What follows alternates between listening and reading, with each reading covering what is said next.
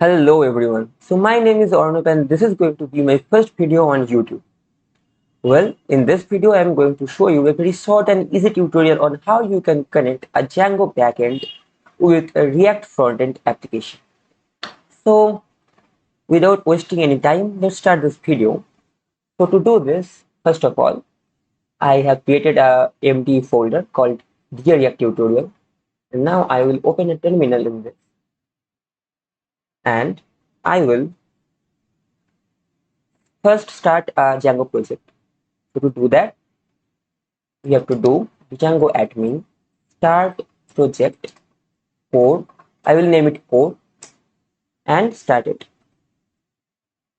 Now, as we can see, the core folder and the manage.py file has been created.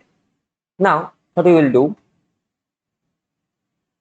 we will start the React app here in this folder. So, how to do that? npx create React app and we will name it frontend. So this is gonna take some time. So I am forwarding this video to that part when it is done. All right. So here I can see our process has been ended. So our front-end folder has been successfully created. Now we will open this folder inside VS Code. Okay, whatever. In this core folder, front-end folder, and this manage.py, we have three things here where in this front-end React part, I will run the build command. So I will cd to the front-end folder and I will do npm run build. Right? Simple as that. So we will wait until this build finishes. So here the build has been ended. And now what I'm going to do, now we can see here we have a folder, new folder called build.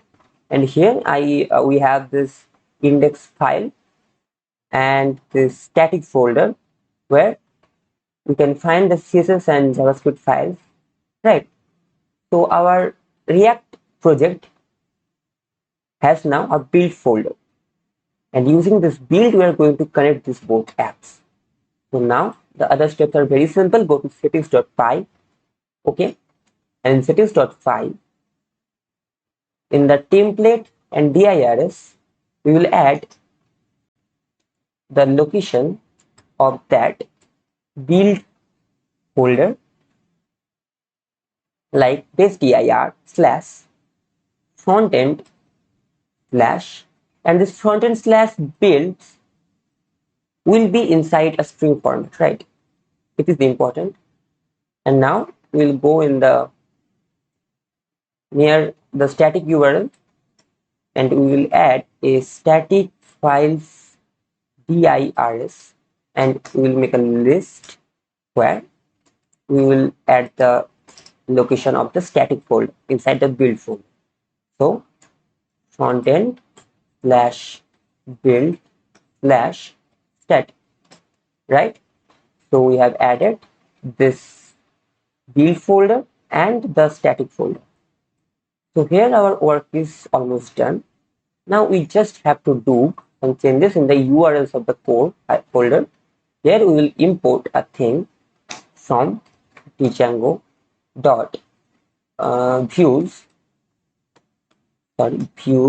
dot generic import template view, right?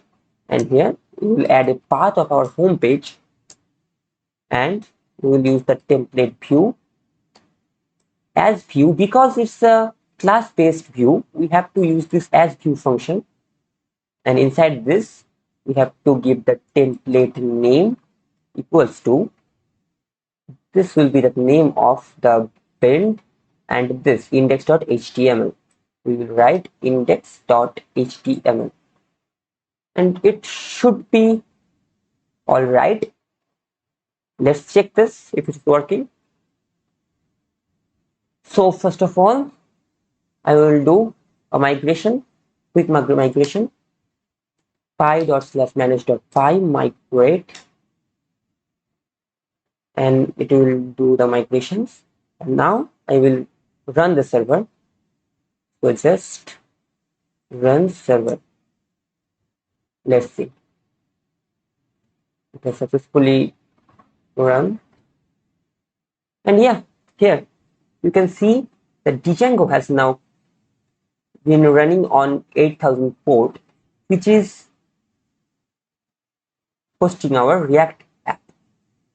But now the thing is, if you make some changes in the React app, like in the source app.js file, if I remove this thing and write my name, right? I give a h1, write or no, right? So is this having effect on this? No, because we have already built the run the build, what I'm saying. Okay, so here what we have to do, we have to run the build once again to do that. So cd frontend and npm run build, and if we run the build,